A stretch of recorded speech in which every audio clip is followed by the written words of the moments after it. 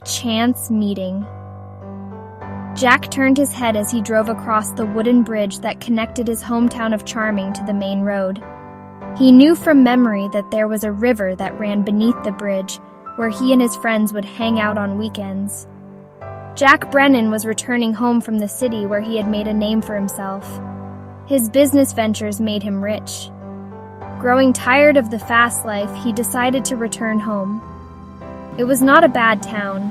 Regular people, the everyday disagreements, a few fistfights, but under the watchful eye of Sheriff Bob, things ran smoothly. But that was 20 years ago. Jack, now 40, wanted to settle down back home and help to boost the economy, improve the schools, and repair the hospital. Being a man of influence, he can ask for help from almost anyone, so he decided, why not do this for my hometown of Charming? The reason why Jack turned his head was the young lady who was leaning against the rail, gazing down into the water, a fixed expression on her face. She was beautiful. Her face had an ethereal glow, not ghostly or anything, but it was enough to make Jack curious about why she was here by herself. It wasn't unsafe, but it was not advised. Better to err on the side of safety, their grade teacher always quoted to them regularly. He pulled over, parked his Jeep, a vehicle he loved, tough and bulky, for any weather. He would boast to his friends who loved low-slung sports cars. But for Jack, this expensive elephant was all he needed, a dependable vehicle in any weather.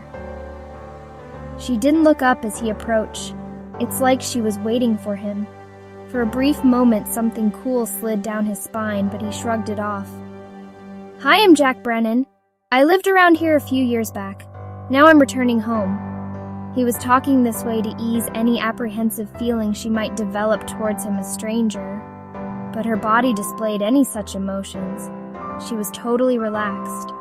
Her voice was like a whisper, but you could hear every word she said without raising her voice. He felt that feeling again, but looking around at the sunset reflected of the surface of the water, bathing everything in its reddish golden glow, he chalked up this feeling to nostalgia.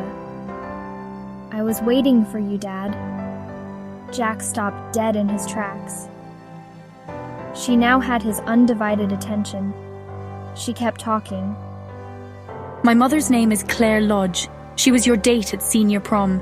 She got pregnant when you both stayed together, then separated to pursue different careers. She didn't walk over to him. He would swear that she floated, stopping a few inches from him. Yet he felt no breath or bodily warmth coming from her. Where is your mom now? Jack asked, finally finding his voice. She is in town. She lives at the family home. She has done a lot of upgrading to the old place. But what are you doing out here by yourself? Jack continued to ask. I see no transportation for you. I don't need one, she stated calmly. The statement jolted Jack back to reality. But before he could ask another question, she said, Mom always said you would come back. I often ask her why didn't she inform you about what happened to her. She said she had no address or contact number for you. But what are you doing here? Jack asked again. But something was forming in the bottom of his stomach, a dread he didn't think he wanted to face. For 10 years, she said, I have been waiting here for you to show up. I have endured the loneliness, just for this moment. I passed away in an automobile accident when I was a young girl. It devastated Mom, and for me to find rest, I must see her happy, and you are the only one who can do that. She speaks of you often, and has never gotten herself into any relationship with anyone. Things was moving a bit too fast for his liking, but there was an urgency to her speech. I do not have any more time left, she said as her voice sounded as if it was coming from afar. But I love you, Dad. It's like I know you, because Mum never stopped talking about you.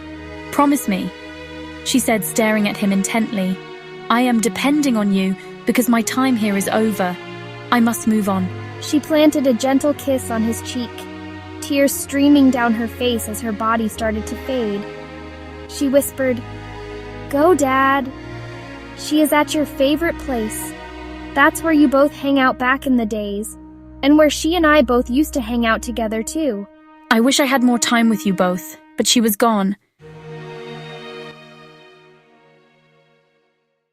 Jack stood at the window looking at Claire as she sat around the table in the corner sipping on a cup of coffee. The look on her face touched something deep in his heart. He knew the real reason why he had really returned home. As if sensing something, she glanced up. Their eyes met, and everything fell into place. But none of them saw the outline of their daughter as she smiled in satisfaction. Now she could rest knowing that her father and mother was going to be okay together. The moral of this story is that love can last a lifetime, and true love always finds its way back home, no matter how long it takes. Please like, share, subscribe, and comment. We welcome your feedback and support. Thank you and one love.